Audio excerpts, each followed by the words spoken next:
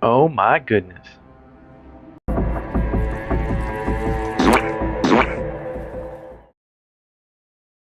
So this, in a nutshell, is what drew me to the Chaos Army. Archeon and his Chaos Knights. It just drew me in. I don't know how else to say it. I had to have some. Along with the release, White Dwarf had this painting masterclass that detailed every step of how to paint him. I thought, well, let's just do a whole army that looks just like this. So this gives you an idea of what my army looked like. This is not the original iteration. This is 8th edition reinforcements, we'll say, where I kind of hit the sweet spot in the whole painting style to fit this Archeon. So this whole army is quite literally the Swords of Chaos, Archeon's personal army. In my head, this army does not fit with the Old World timeline at all. When the Old World came out, I wanted to adapt this army, but I really had to pivot and find something new. Enter the Lord of Slaanesh. As I awkwardly destroy this piece of Warhammer history, I think you can agree that this model is pretty sweet. His armor is amazing.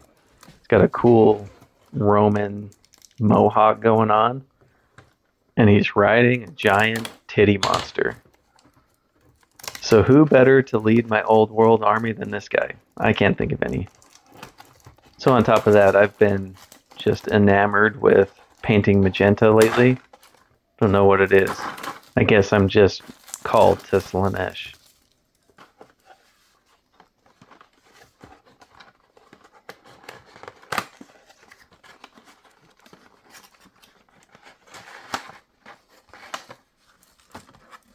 Phew, all the pieces are in there.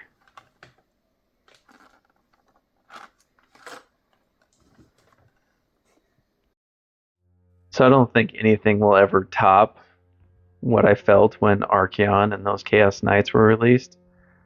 But let's see if we can capture just a little bit of that magic here. If you want more details on how I got to this point, check out my other video. But in a nutshell, I primed the model with red brown from Stynylrez, and then zenithal with white. And then I came in and sprayed magenta color on all the armor panels, and then did like this reddish skin tone on all the horse, or kind of like an undershade. And then I'm just going all around the model with contrast paints to set the basic tones. So the steel is Black Lotus from Vallejo, and then Gore-Grunta fur on the boots and the fur. And true to form, you should never trust me. And if you paid attention in my last video, I said limit the number of colors you use. It doesn't really matter. And I break my own rule and use aggro stones on all the bone across this model. I didn't record it here, but I used copper brown to go over and hit all the gold parts, and then finish with this turquoise. Once all that's done, I hit every model with a heavy burnt umber oil wash.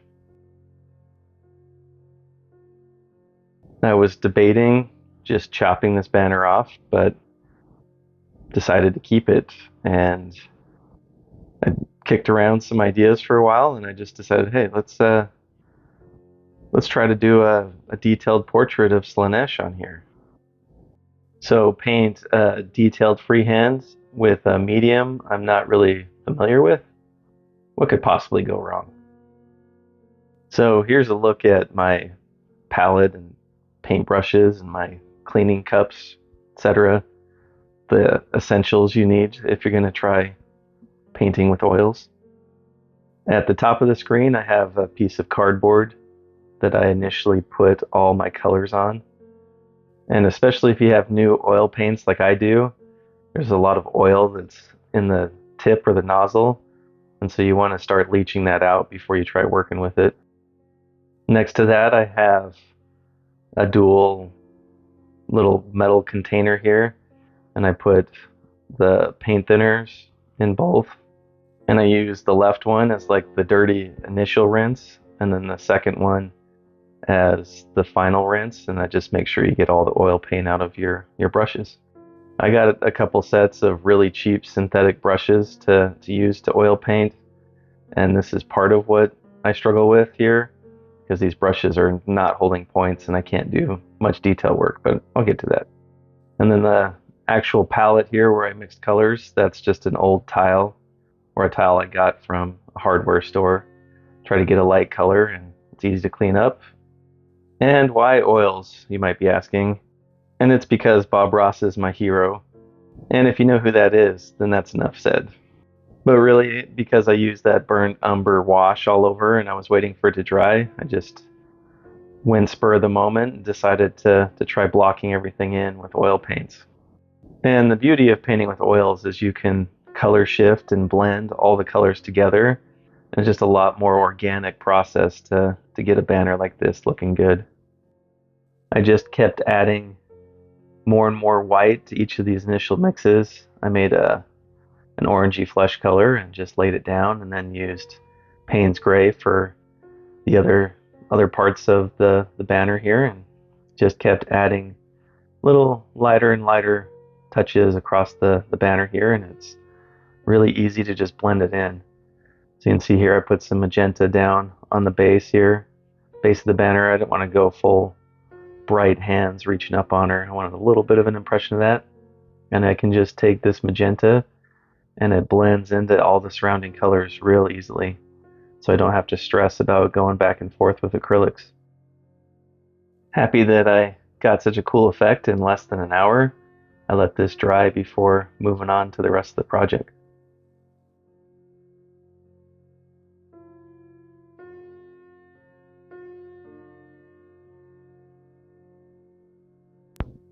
Now on to the initial highlights. So for the magenta armor, I just add a little bit of pure magenta from Vallejo and then little pops of highlight with Fulgrim pink. So the main time sink with this color scheme is the gold NMM, and I have to go through all the edges here and block in some of the highlights with this ochre color from AK Interactive. So I'm going to show here hitting just this shield, but trying to hit all the edges and then block in some bands of color, some highlight points that I'll add another little bright spot in.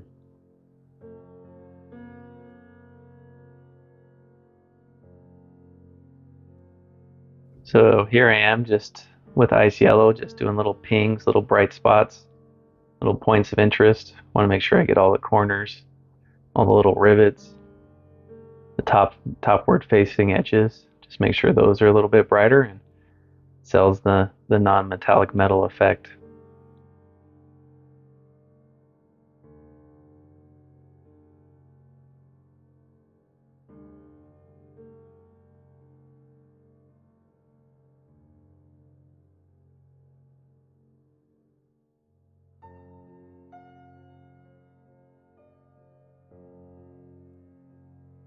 I wasn't quite aggressive enough with these highlights. I just thought the magenta looked a little flat, so just coming back in here with some bright points to really highlight that armor up a little bit more, hit some of those edges, and then some quick lines on horns and skulls and whatever. Just want to add some bright spots here, and I'm using Elfric Flesh, which is a skin color, but slightly different from the other universal highlights I'm using, but just a little difference here that I can distinguish between those two things.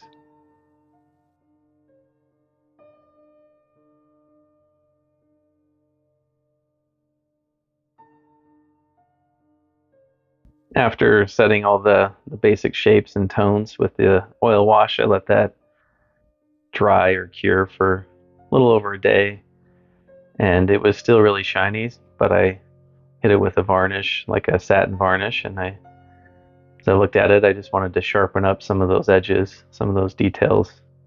First one was making sure those eyes just pop. That's one of the main focal points of the original artwork, so I wanted to come in and dot the eyes with pure white and then highlight around them a little bit with some fluorescent pink and some magenta here. So I want to make that the focal point. Kind of unnerving looking at it. So this is an extra special boy, so I wanted to give his armor just a little bit more attention. So I switched over to magenta with Chimera. It's just a very rich magenta color, and then I used off-white to mix in to pop the highlights, and it's a little bit of a back and forth. I do these bright points with nearly pure off-white, and then I come back and I'll glaze over. The magenta is a very like rich color, but it doesn't have the most coverage, so a little bit of back and forth and just really intensifying the magenta on this model. You can see I go over and blend it back, go back into the recesses, and just a little bit of back and forth, just making sure that I make sure that it all pops well.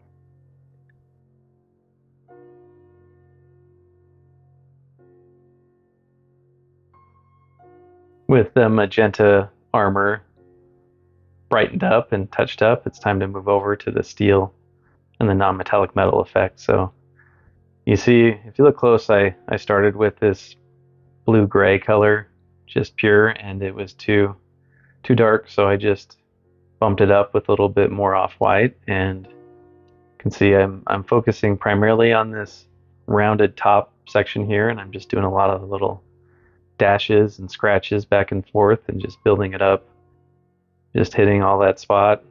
Want this to look like a worn, beaten, maybe not iron, but just a shield that's been through a lot of use. And to make that look non-metallic and metal, you do a major reflection, which is that top portion, and then secondary reflections down below.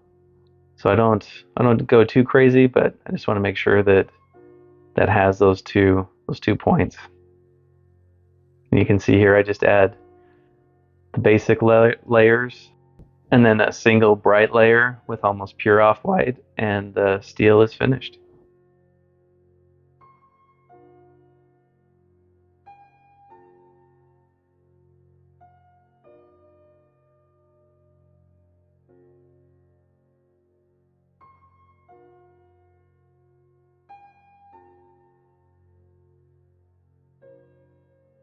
As you do the brightest points here, you want to follow along with some of the dashes you've done, but honestly, a little bit of chaos, a little bit of randomness also helps sell the effect. And it's important just to get the brighter point looking brighter, and then the secondary reflection still having a little bit of that. And at first glance, that looks like a metal.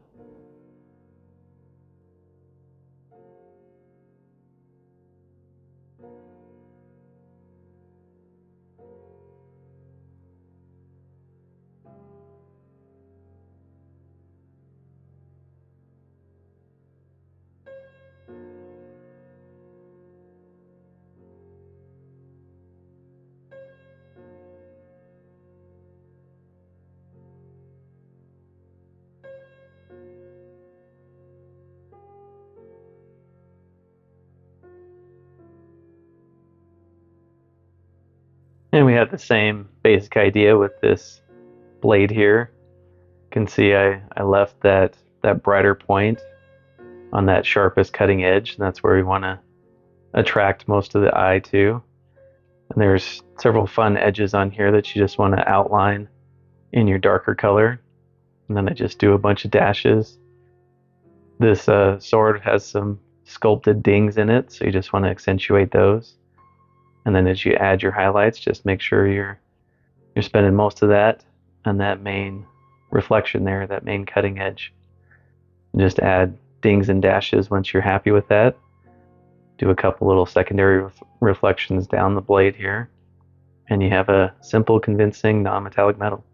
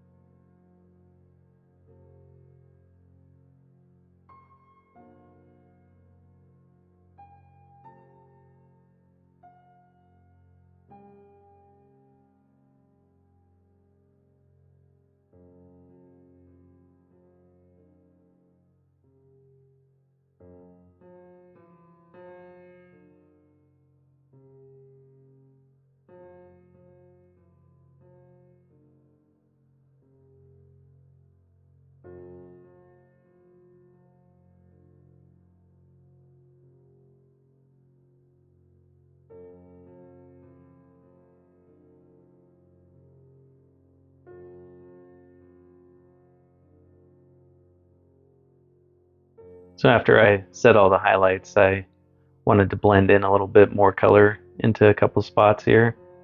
So I just used the same colors I was using, water them way down, and kind of glaze some of that transition here. So it looks a little more blended. This is the exact same system I used on the knights, so just using the ochre color to set the main reflections, set the highlight points, get all the edges. These are small gold details, so you don't need to be super precise. You just need to be a little back and forth with brights to darks, and it looks like metal pretty easily.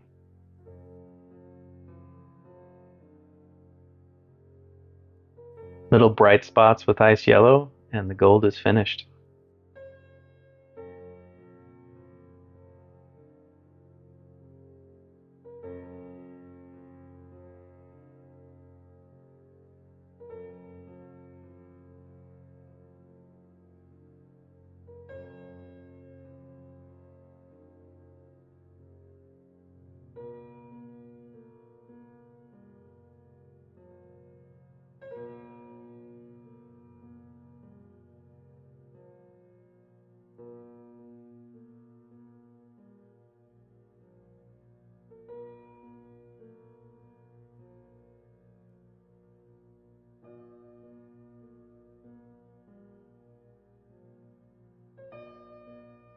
And total time on this guy was just about 4.5 hours.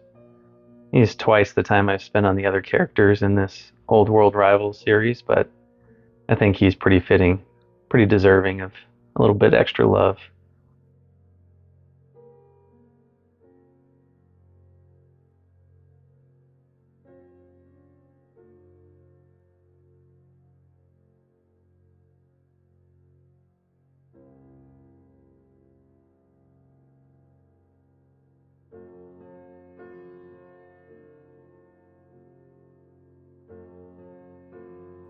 So total time here was just about 17 hours, and that includes building and painting.